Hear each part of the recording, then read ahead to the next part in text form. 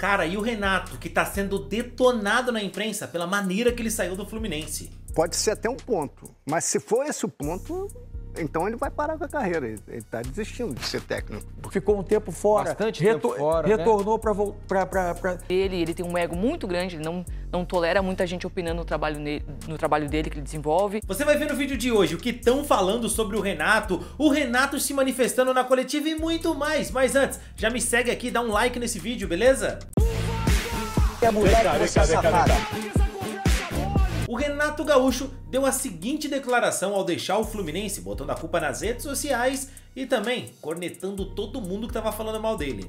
Mas eu nem deveria estar falando isso para vocês, que vai se manifestar o presidente, mas essas perguntas todas de alguns gênios da internet, que muita gente vai atrás desses gênios, como os torcedores também, então eu acabei, antes de vir para cá, de pedir demissão para o presidente. Então, a partir de agora vai estar outro cara aqui, eles vão fazer as mesmas perguntas para ele, e eu quero ver as respostas que ele vai dar. Eu quero ver se ele vai colocar o time que o torcedor quer, ou o time da cabeça dele. Então, eu sempre procurei fazer o melhor possível pelo clube, em todos os sentidos, em todas as competições.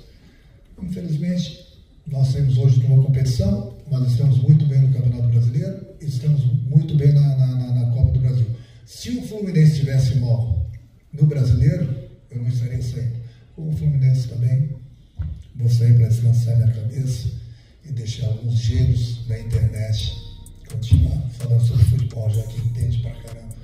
Obrigado, Renato. Boa noite. Boa noite, gente. Só que aí, cara, se o Renato saiu porque estavam criticando ele nas redes sociais, dessa vez foi na imprensa que ele tomou muita porrada. O trabalho do Renato no Mundial, não dá para dizer que as opções dele não funcionaram. Não. A forma como ele leu as partidas e preparou um time... O trabalho lá foi bom, né? Com menos possibilidades do que os rivais em termos econômicos, claramente. Ele acabou sendo fundamental, do seu ponto de vista estratégico, para levar o Fluminense adiante. Agora, acho que em outros cenários tem questões que não estão bem resolvidas.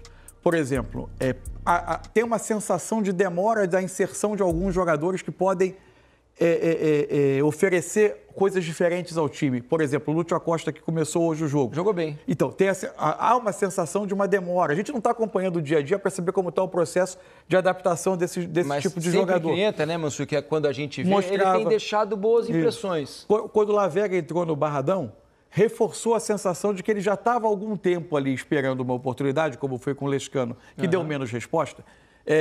Mas o Renato entendia que eram jogadores que chegaram que estavam um pouco menos preparados.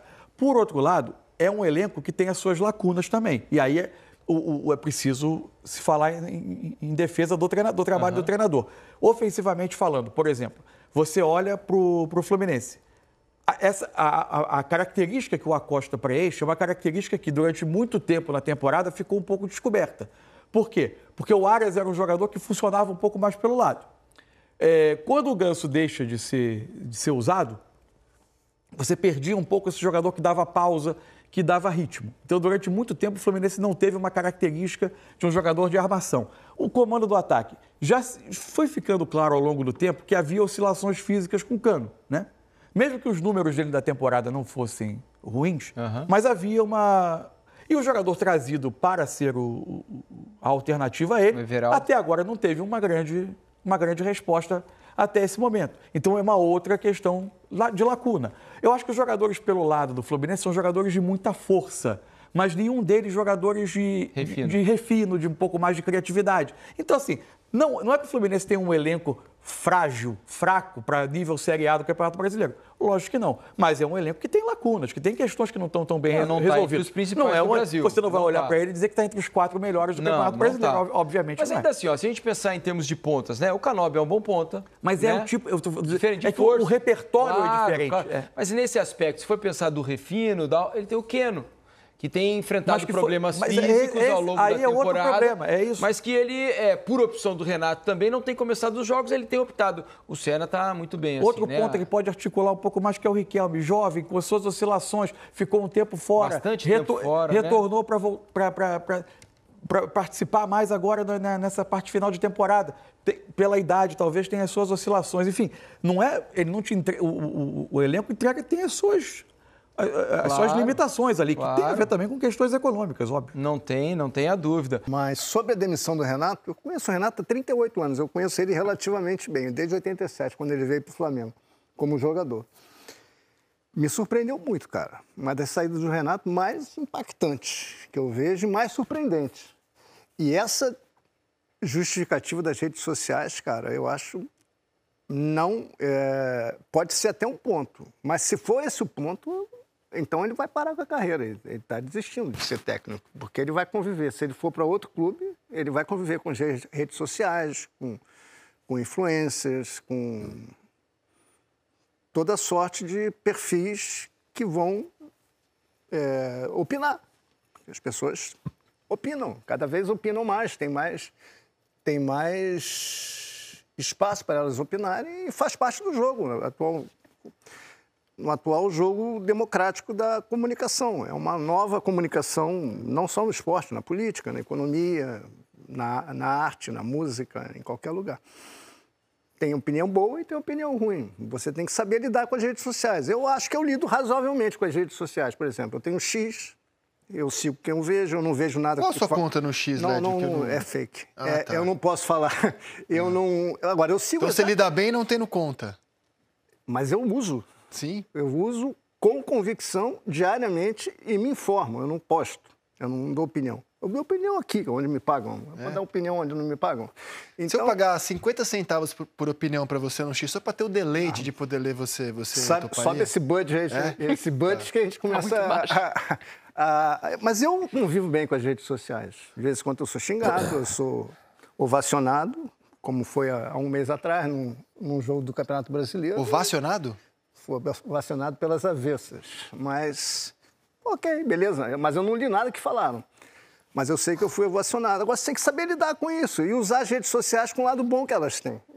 E o Renato é um cara inteligente. Não me surpreende esse tipo de atitude dele. Ele não tem rede social. Por que ele precisa se incomodar com rede social?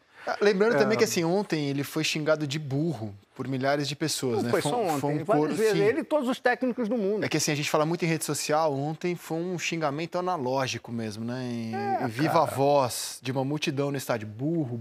Zé, que não existe nenhum técnico no futebol mundial que não tenha sido chamado de burro. Perfeito. Não existe.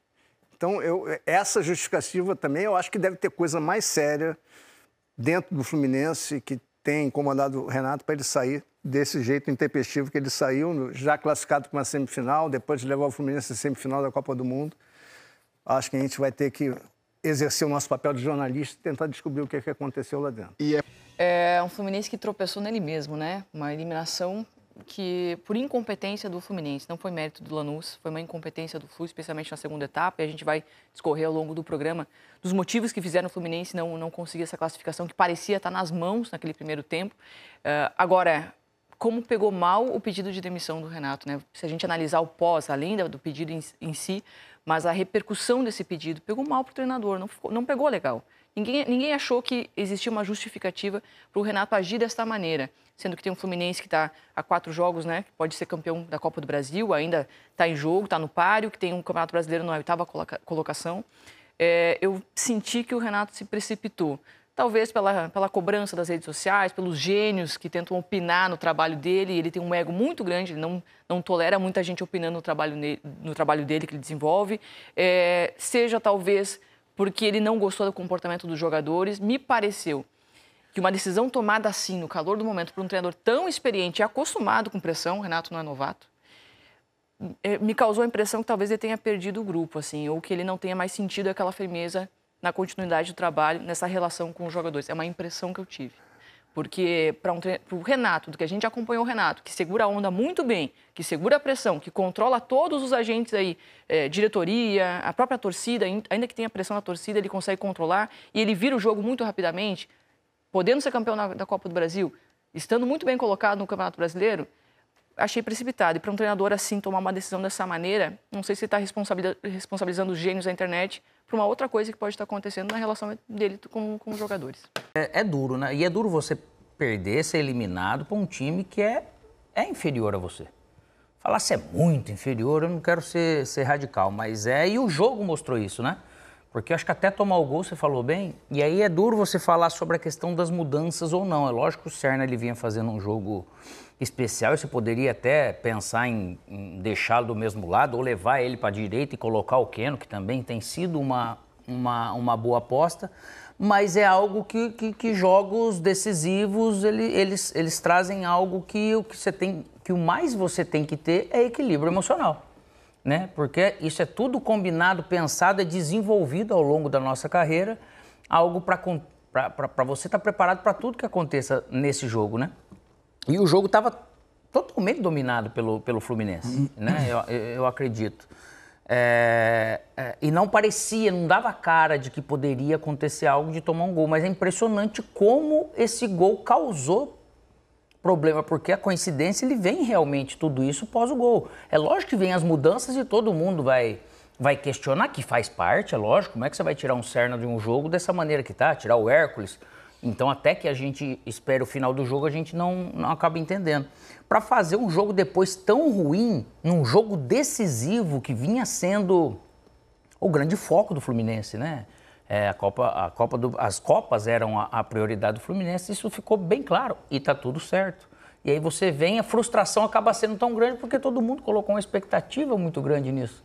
Mas é óbvio que num momento desse você não pode, obviamente, perder essa sua concentração, esse foco, para virar um Fluminense da maneira que veio. E ainda tendo as lideranças, você tendo o Fábio, você tendo o Thiago, né? Samuel. Samuel que falou, ô gente, calma, cara, tem bastante tempo ainda, a gente tem coisas, a gente tem mais armas para poder fazer isso. E é impressionante a dificuldade que o Lanús ele teve para jogar o tempo todo, né, Mansur? Eu tava até brincando que parece que o Lanús é igual essas gravadoras de coisa, né? Só lançamento, né? O tempo todo. Vinha uma bola, não tinha nada combinado. A não ser pro Marcelino Moreno, que eu concordo contigo, que é um jogador super interessante e não é caro, né? Isso que é bom. Custo-benefício eu acho importante, mas é o problema de quem não contratou e de quem não absorveu, e bom pro Lanús que tem ele. E fazendo esse gol, realmente trouxe um jogo para uma esfera que eu acho que nem eles esperavam que o Fluminense pudesse perder tanto. E eu pergunto, cara, quem tem razão nessa história? É o Renato Gaúcho? São as redes sociais? O que você acha? E o Cuca para assumir esse time? É um bom nome? Comenta aí, quero saber a sua opinião e não esquece do like no vídeo, beleza?